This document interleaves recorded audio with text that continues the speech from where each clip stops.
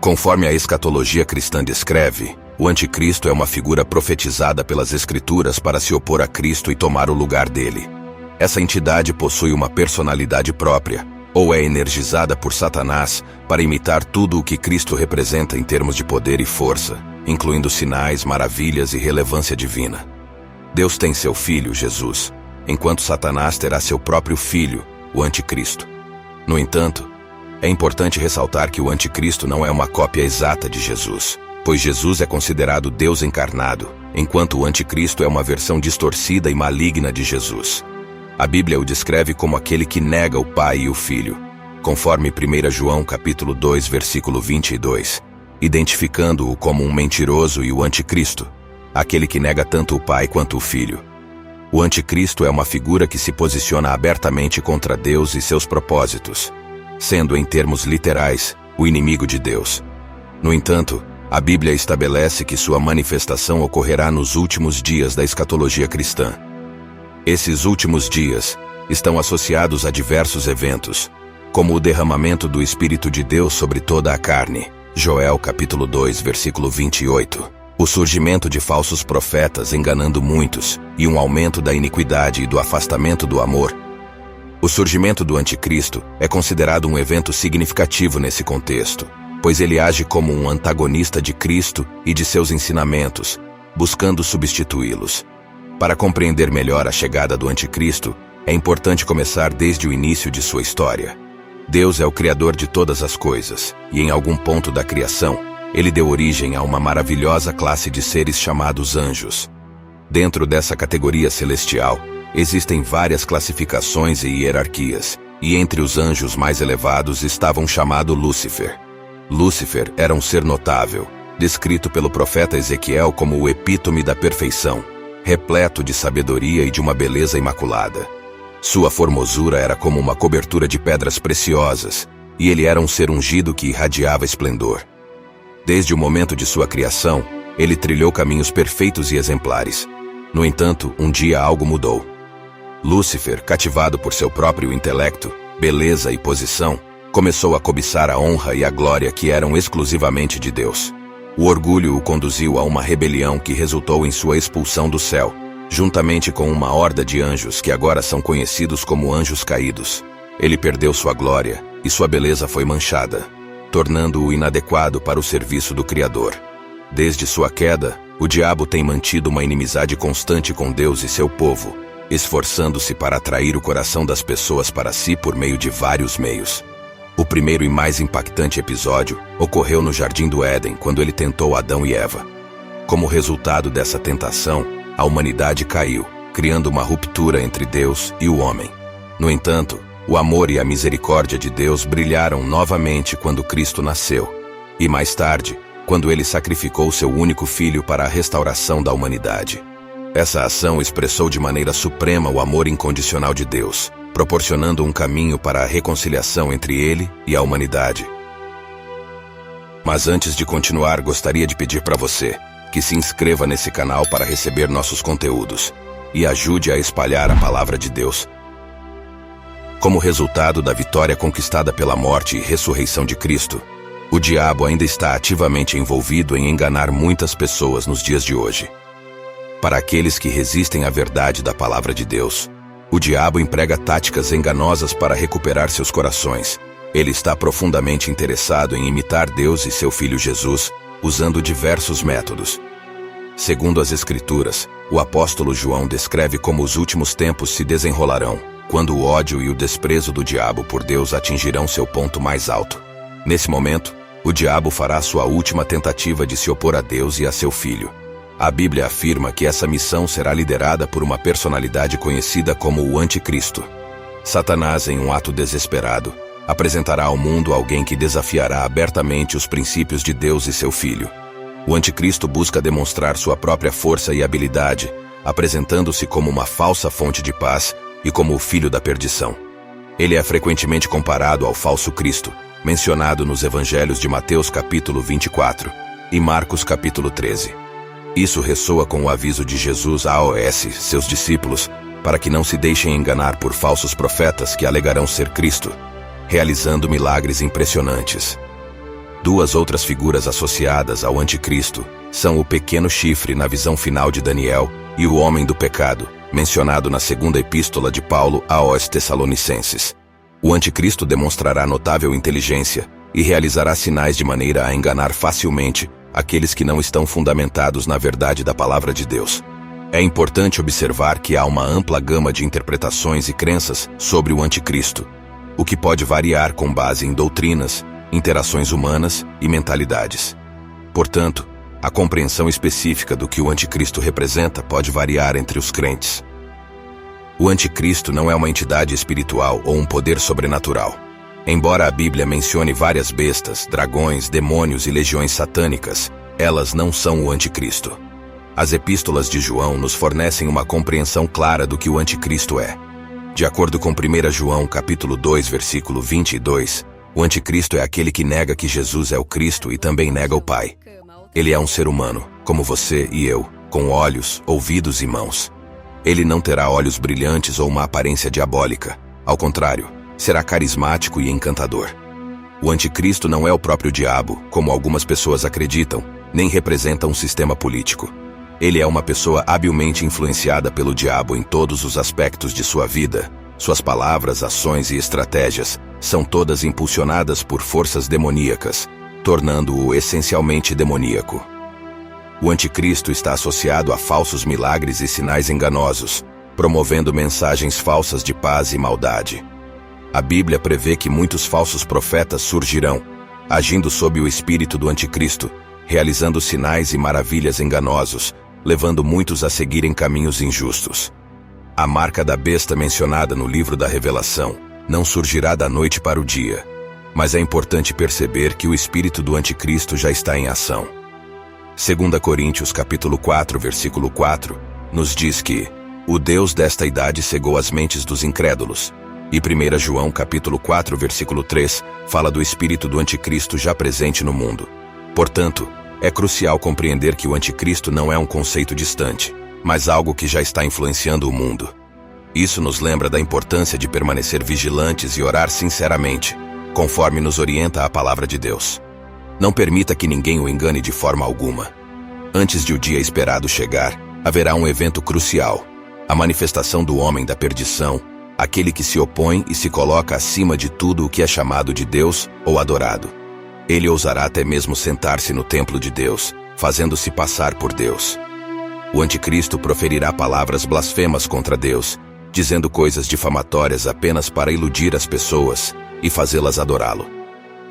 Seu objetivo será desviar a atenção das pessoas de Deus para si mesmo. O livro da Revelação, no capítulo 13, descreve uma besta surgindo do mar com 7 cabeças e 10 chifres, tendo coroas com nomes blasfemos. Essa besta se assemelha a um leopardo, tem pés de urso e boca de leão. Recebe poder do dragão e exerce grande autoridade. Uma de suas cabeças parece ter sido ferida fatalmente, mas a ferida é curada, impressionando o mundo. As pessoas adoram tanto a besta quanto o dragão, que lhe conferiu poder. A besta fala com arrogância e blasfema contra Deus, difamando seu nome e seu tabernáculo, além de travar guerra contra os santos, prevalecendo sobre eles. Ela governa sobre nações e povos de várias línguas. Todos na terra, cujos nomes não estão escritos no livro da vida do Cordeiro desde a fundação do mundo, a adorarão. O anticristo será notável por seu carisma, charme e sucesso. Sua força será demoníaca e irresistível. Ele enganará multidões e nações, sendo adorado por milhões. Sua energia será impulsionada diretamente do inferno. Será uma figura de reconciliação, símbolo de paz, farol de esperança e promotor de uma utopia enganosa. Ele conduzirá uma luz repleta de promessas enganosas, aparentando ser a solução e assumindo a aparência de um anjo da luz. Sua chegada será como a de uma ovelha, mas na realidade ele é um lobo. Ele se apresentará como um cordeiro, mas será um dragão em disfarce. Embora pareça incorruptível, estará mergulhado na corrupção. O diabo possui um poder real, embora esteja longe de se igualar ao poder de Deus. Anteriormente, ele foi um dos anjos mais elevados de Deus e tem a capacidade de enganar e realizar falsos milagres. Um dos métodos que empregará é oferecer riquezas materiais. Quem não deseja uma vida confortável? Ele usará a promessa de riquezas passageiras para seduzir as pessoas a seguirem o caminho errado, como revelado em Apocalipse capítulo 13, versículo 16 e 17, onde sem a marca, as pessoas não poderão comprar ou vender. O segundo método será a idolatria, que surgirá após enganar as pessoas. Neste estágio, as pessoas começarão a adorar outras pessoas. O anticristo se tornará um ídolo e uma celebridade quando se revelar.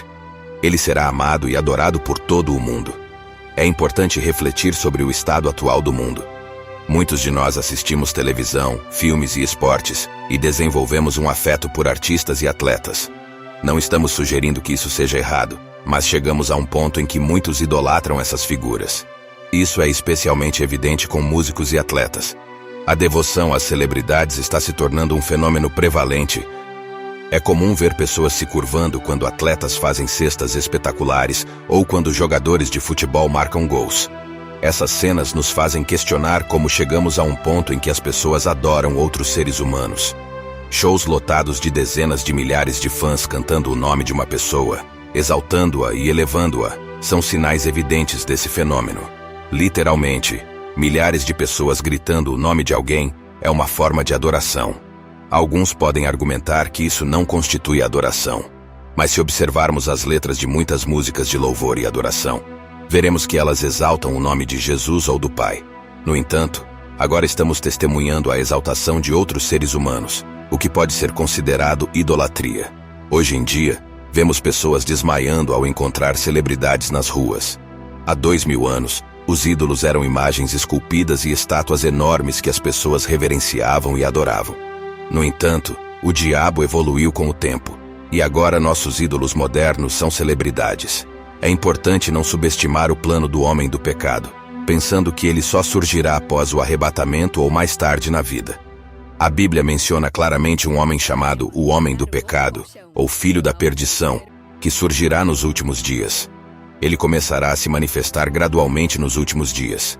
O versículo 3 nos adverte a não sermos enganados e nos diz que esse homem do pecado será revelado antes da vinda do dia esperado.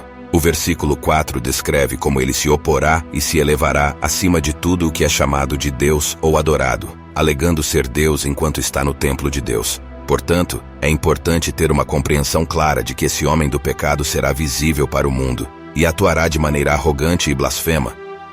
Vimos que este homem do pecado compartilha os mesmos atributos da besta, mencionados no livro da Revelação, capítulo 13. Ele proferirá blasfêmias e se elevará como um Deus, buscando a adoração das pessoas. A pergunta que surge é quando ele iniciará seu trabalho. Será após a vinda de Cristo ou já está em andamento? 2 Tessalonicenses, capítulo 2, versículo 7 nos dá um ponto de partida, indicando que o poder secreto da iniquidade já está em ação, mas alguém o retém até que seja removido. É essencial sermos sinceros conosco mesmos e reconhecer que o espírito do anticristo já está entre nós e trabalhando, mesmo que não o percebamos. Livro da Revelação, capítulo 13, versículo 16 e 17, da versão King James nos alerta sobre a marca da besta, que afetará tanto ricos quanto pobres, livres e escravos. Sem essa marca, as pessoas não poderão comprar ou vender. Um mistério envolve o número 666. Embora estudiosos tenham tentado desvendá-lo ao longo dos séculos, ainda não sabemos com certeza quem é a pessoa por trás desse número ou qual é o seu nome. A maioria das pessoas hoje pode acreditar que não aceitarão a marca da besta. Mas a Bíblia nos revela que muitas pessoas o farão. Exploraremos as razões por trás disso e como o diabo planeja implementar essa marca. O diabo adotará 3 abordagens principais: coerção, engano e idolatria. E todas essas razões estão interconectadas. É importante entender que isso não é algo que acontecerá em um futuro distante. Já está em andamento, mas muitos ainda não o percebem. A idolatria, em sua essência, está ligada ao engano. Ninguém se entregará à idolatria a menos que tenham sido enganados por alguém ou algo. Os planos do diabo para fazer as pessoas adotarem a marca. Nesta passagem, somos apresentados a uma das cenas mais extraordinárias da história da humanidade: a aparição de anjos visíveis a todos na terra. Esses anjos estarão em todos os cantos do mundo, voando literalmente e pregando aos homens. Imagine a visão surpreendente de pessoas em suas casas, olhando pelas janelas e vendo esses anjos. Ou aqueles que estão em locais remotos do mundo, testemunhando essas visões e ouvindo a mensagem divina. Esses anjos desempenharão um papel crucial na disseminação do Evangelho, dando a toda a humanidade a escolha de aceitá-lo. Deus, por meio desses anjos, alertará e implorará a humanidade para fazer a escolha certa, demonstrando seu amor e preocupação. É notável que a chegada desses anjos esteja se aproximando a cada segundo, minuto e hora que passa. Mesmo com a pregação do Evangelho pelos 144 mil, pelos 3 anjos e pelas 2 testemunhas, o diabo continuará trabalhando, mantendo aqueles que estão cegos para a verdade. É essencial compreender que se alguém é um adorador de ídolos, não está alinhado com a filiação divina como filho de Deus. Isso não deve ser interpretado como julgamento ou condenação. Trata-se de um alerta, uma advertência. Esta advertência é insignificante em comparação com a condenação eterna, que espera aqueles que persistem na idolatria. Muitos podem negar serem idólatras, mas é vital analisar nossas prioridades. Como afirmado em Mateus capítulo 6, versículo 24, versão King James. Ninguém pode servir a 2 senhores, pois ou há de odiar um e amar o outro, ou há de dedicar-se a um e desprezar o outro. Não podeis servir a Deus e às riquezas.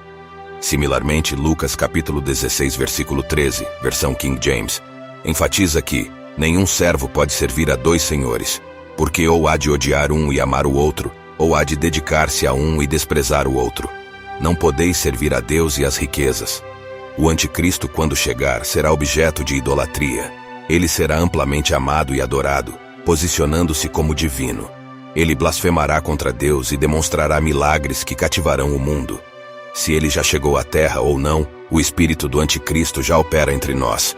Este espírito prepara os corações dos homens para sua vinda. Esta influência é direcionada especialmente aos cristãos, o principal alvo do anticristo. No entanto, precisamos ser vigilantes para não permitir que o anticristo influencie o mundo cristão. A estratégia do anticristo inclui enganar os cristãos, preparando-os para aceitá-lo. Devemos ser sábios e discernir as táticas do diabo, para que não abramos espaço para o anticristo. Seu principal objetivo é rivalizar com Cristo e converter os filhos de Deus para segui-lo. Portanto, como crentes, devemos ser cautelosos e não ceder às artimanhas do anticristo, que já está em ação no mundo, espalhando enganos por meio de falsos profetas e mestres.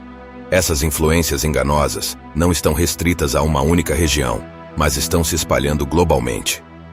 Nos últimos tempos, muitas igrejas têm aberto suas portas para abraçar diversas doutrinas e padrões que se alinham com o mundo. No entanto, devemos lembrar o que a palavra de Deus nos ensina sobre a amizade com o mundo. Aqueles que se tornam amigos do mundo se tornam inimigos de Deus, pois os caminhos do pecado não estão alinhados com os caminhos de Deus. Quando a igreja abraça o pecado e compromete seus princípios, isso equivale a permitir que o pecado reine em seu meio. Como crentes, nossa missão é lutar contra o pecado, e apoiar o pecado é uma negação do sacrifício de Cristo, algo que Deus não leva de ânimo leve. Muitos líderes religiosos hoje evitam confrontar os membros da igreja com a verdade da palavra de Deus, por medo de parecerem impopulares ou perderem apoio financeiro. Isso é um sinal das táticas do anticristo. Apoiar ou abraçar o pecado não está limitado apenas à igreja. Também afeta as famílias. Quando os pais deixam de ensinar aos seus filhos o caminho do Senhor, as crianças são mais propensas a abraçar o pecado em vez de seguir a Deus. Essa tendência é um sinal dos tempos e do espírito do anticristo, como mencionado em 2 Timóteo capítulo 3, versículo 1 e 2. Outro sinal do espírito do anticristo é quando a igreja começa a se conformar com os padrões da sociedade e da cultura mundana. Isso é perigoso, pois estamos permitindo que o mundo molde a igreja em vez de seguir os padrões divinos. 2 Coríntios capítulo 6, versículo 14 ao 18, adverte contra se unir de maneira desigual com os incrédulos, pois não há comunhão entre a luz e as trevas. Além disso, a falta de vontade de ouvir a verdade do Evangelho é outro sinal da presença do espírito do anticristo. 2 Timóteo, capítulo 4, versículo 3 e 4, prevê um momento em que as pessoas rejeitarão o ensino sólido em favor de pregações que se ajustam às suas paixões e desejos. Esses sinais nos alertam sobre a crescente influência do espírito do anticristo. Quanto à questão de pegar a marca da besta acidentalmente, é importante considerar que a profecia bíblica afirma que o Evangelho será pregado em todas as nações antes da segunda vinda de Jesus. Isso significa que o mundo inteiro terá a oportunidade de ouvir a verdade antes que eventos finais, como a marca da besta, ocorram. Portanto, a marca da besta não será uma ocorrência acidental, mas uma escolha consciente das pessoas em relação à sua lealdade. A população mundial é vasta, com mais de 100 milhões de pessoas dispersas em todo o mundo, abrangendo uma ampla gama de regiões geográficas. Apesar da enormidade da população global e das diversas áreas em que se encontra, a profecia bíblica sobre o fim dos tempos afirma que o Evangelho será pregado em todas as nações do mundo. À primeira vista, essa missão pode parecer irrealista e quase impossível devido aos desafios significativos envolvidos. Embora os avanços tecnológicos tenham contribuído para espalhar o Evangelho, a internet é censurada em algumas nações e, em certos países, o Evangelho não é permitido. Além disso, há regiões remotas e inacessíveis onde as pessoas nem mesmo têm acesso à internet. Existem também nações onde a pregação do Evangelho é proibida, e as pessoas nesses lugares podem desconhecer completamente Jesus Cristo e a Bíblia. Diante desses desafios aparentemente insuperáveis, a afirmação de Jesus de que o Evangelho do Reino será pregado em todo o mundo como testemunho para todas as nações antes do fim pode parecer exagerada. No entanto, é importante lembrar que Deus cumprirá sua palavra. Mesmo que as circunstâncias pareçam desafiadoras, Deus possui recursos e estratégias que estão além do nosso entendimento humano. Embora possamos pensar que missionários e tecnologia serão as principais ferramentas para pregar o Evangelho em lugares remotos, devemos lembrar que Deus opera de maneiras que superam nossa compreensão. A Bíblia, especialmente o livro de Apocalipse, revela uma quantidade notável de atividade angelical associada aos eventos finais. No capítulo 14 do Apocalipse, vemos 3 anjos voando, cada um com uma mensagem específica. O primeiro anjo traz o Evangelho eterno a todas as nações e exorta as pessoas a temerem a Deus e darem glória a Ele, pois a hora do julgamento chegou. O segundo anjo anuncia a queda de Babilônia. O terceiro anjo adverte contra adorar a besta e receber sua marca, alertando sobre a ira de Deus. Essa representação de anjos voando com mensagens divinas é algo sem precedentes na história da humanidade. Esses anjos estão chamando a atenção do mundo, alertando a última geração a temer a Deus e adorá-lo como o Criador. Eles também advertem sobre as consequências terríveis para aqueles que persistirem em adorar o Anticristo e aceitar sua marca. Portanto, enquanto as circunstâncias podem parecer desafiadoras, Deus tem meios incompreensíveis para cumprir sua palavra e proclamar o Evangelho a todas as nações antes do fim dos tempos. Eles sofrerão tormento com fogo e enxofre na presença dos santos anjos e diante do Cordeiro. A fumaça do seu tormento subirá para todo o sempre, e eles não terão descanso dia ou noite. Estes são os adoradores da besta e da sua imagem, e todos os que recebem a marca do seu nome. Este cenário é extraordinário e nunca antes testemunhado na história da humanidade. Neste contexto, Deus, em sua infinita graça e misericórdia, faz um apelo aos pecadores para se arrependerem na hora final. Caso contrário, enfrentarão o terrível julgamento do Anticristo. Aqueles que se entregaram às paixões imorais da prostituta também experimentarão a ira de Deus, bebendo o cálice de sua ira. Alguns estudiosos da Bíblia sugerem simbolicamente que essas mensagens são proclamadas por 3 anjos, enquanto outros acreditam que são o povo de Deus, sua igreja do último dia, que entregará essas mensagens ao mundo. No entanto, a maioria concorda que a Bíblia se refere a 3 anjos enviados por Deus. Enquanto alguns argumentam que esses anjos podem ser representados por satélites ou estações de televisão, a Bíblia afirma claramente que Deus enviará literalmente 3 anjos. Esses anjos voarão sobre as nações, proclamando a mensagem do Evangelho em diferentes idiomas, alcançando todas as nações e povos, como predito por Jesus em Mateus capítulo 24, versículo 14. Revelação capítulo 14, versículo 6, sugere que esses anjos se comunicarão em diferentes idiomas, adaptando-se às diversas nações. É uma manifestação extraordinária da intervenção divina nos eventos do fim dos tempos. E este Evangelho do Reino será proclamado em todo o mundo como testemunho a todas as nações, e então chegará o fim dos tempos. Eu acredito que este primeiro anjo, junto com as 2 testemunhas, cumprirá a missão de tornar realidade a profecia de Mateus 24, versículo 14, onde o Evangelho será pregado em todo o mundo. Deus fará tudo o que estiver ao seu alcance para alertar as pessoas. Ele enviará as 2 testemunhas, e até mesmo os 3 anjos para implorar à humanidade que evite tomar a marca da besta. No entanto, ele não violará o livre-arbítrio de ninguém. Aqueles que optarem por ignorar esses avisos e escolherem receber a marca, o farão com total conhecimento das consequências. A profecia dos 3 anjos serve como uma lição sobre os esforços extraordinários que Deus faz para evitar que as pessoas enfrentem o julgamento eterno. Mesmo ainda optarão por rejeitar a luz em favor das trevas. Indivíduos que, devido às suas más ações, permanecerão sem salvação. Seus corações são incrivelmente endurecidos, e eles nutrem um profundo ódio por Deus. É notável observar que, quando Deus desencadeia seus julgamentos, em vez de se arrependerem, as pessoas na terra optam por amaldiçoar a Deus. Elas reconhecem que os julgamentos provêm dele, porém, em vez de buscar o arrependimento, blasfemam contra ele. Em Apocalipse 16, versículo 10 e 11, encontramos uma ilustração dessa atitude. E o 5º anjo derramou sua taça sobre o trono da besta, e o seu reino ficou em trevas.